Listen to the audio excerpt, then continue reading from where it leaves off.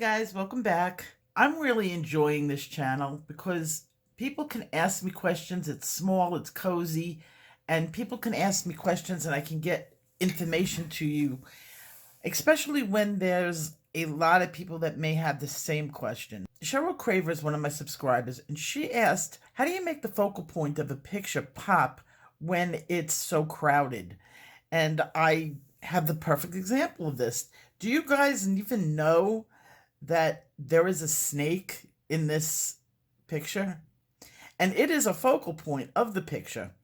And it is so, it is so hidden that you might not even realize it's there. And it's right here. It goes around and up. It's like the head of a dragon. And most people would make this a focal point, probably. So let's just talk about it for a few moments of how do you decide what is the focal point and where to go from there? Well, the focal point is where your eye is going to go immediately, and it's the first thing. In a portrait, it's the eyes. You always want to get your eyes right. And did you know that if your pupils are not the same size, the picture will look wonky? It will disturb your entire picture. I was back in art school and my teacher told us about this. And they did a study with kids and adults where they showed pictures with slightly different sized pupils. And it turned out the people who said they liked the picture, the pupils were equal. The same picture, they didn't even pick up on the fact that the pupils were unequal. Their immediate reaction was dislike. And that's because people like healthy things. And the sign of a head injury is an unequal pupil. Now, eyes could be two different sizes, but not the pupils. So the pupils or the eyes become the focal point of any picture. But if you're not doing a portrait, it's up to you to decide where the focal point is. Now, you can have a focal point that's up front, or you might have it higher up in the sky if it's like a balloon or something. It doesn't have to be the thing that's right dead center, although it often is. So let's take a look at this picture. We have this, I think it's a tree, going in the middle. Okay, so that would be one focal point. But the second focal point is definitely the snake or the lizard or whatever this is. I'm going to give you some suggestions that how I handle things like this if I was going to do a picture like this. The first thing I would do is the background, and I never tell anybody to do the background first. Always do the background last. Do your focal point first, because if you color especially as a beginner, if you color your focal point and it's bad, you're not going to like the picture, and why continue? Look for your focal point. What do you want to make the main object? Now, in here I would make it this, as I said, the snake-like thing and the tree. If I got rid of all the background on here, I would be able to isolate what else is on this picture, and it helps to take away from all the details. The second thing I would do is I would use opposing colors. So if the background is blue, I may make this orange. Or if the tree is green, I could do a light blue and pink sky or background.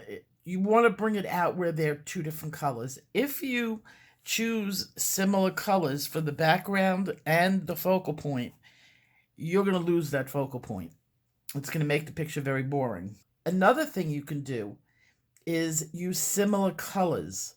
Now, you may use a color scheme for all these little plants and stuff as one, and another color scheme for the ground, and I guess for the snake.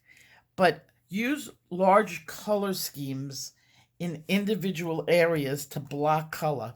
This will force your eye to stop looking at so much detail and to kind of make your brain go, okay, well, everything in this color is this, everything in this color is this, and you can sort of start making sense of the picture.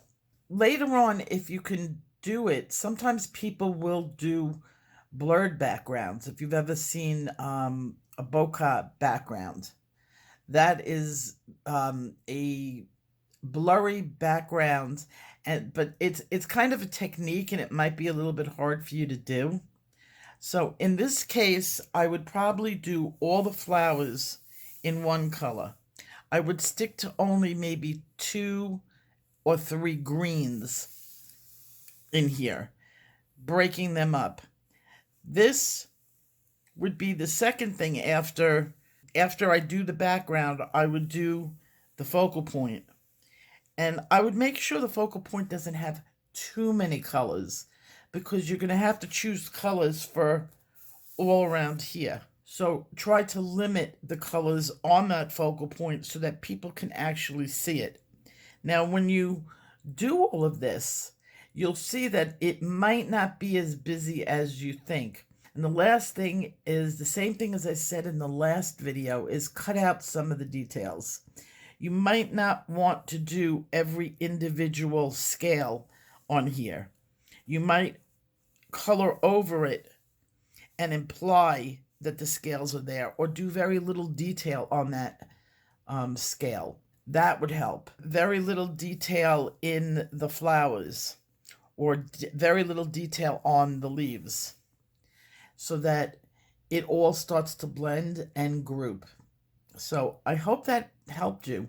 I know picking a focal point is a hard thing when you're first looking at a picture and you're not sure. But after a while, I promise you, it's going to become very easy for you. And getting to know your pencils and picking your colors are going to become easier too. It just takes time and practice and repetition, which is another thing. Once you've done it a couple of times, you have some sort of reference to go back to in your mind and say, well, I handled this picture this way, I can handle this picture. And it's funny because I always knew when I was leveling up in my art, when things that I couldn't do before suddenly didn't look very challenging. That's what's going to happen to you when it comes to picking colors and color schemes. So I hope that helped, and I will see you in my next video. Take care, guys. Bye-bye.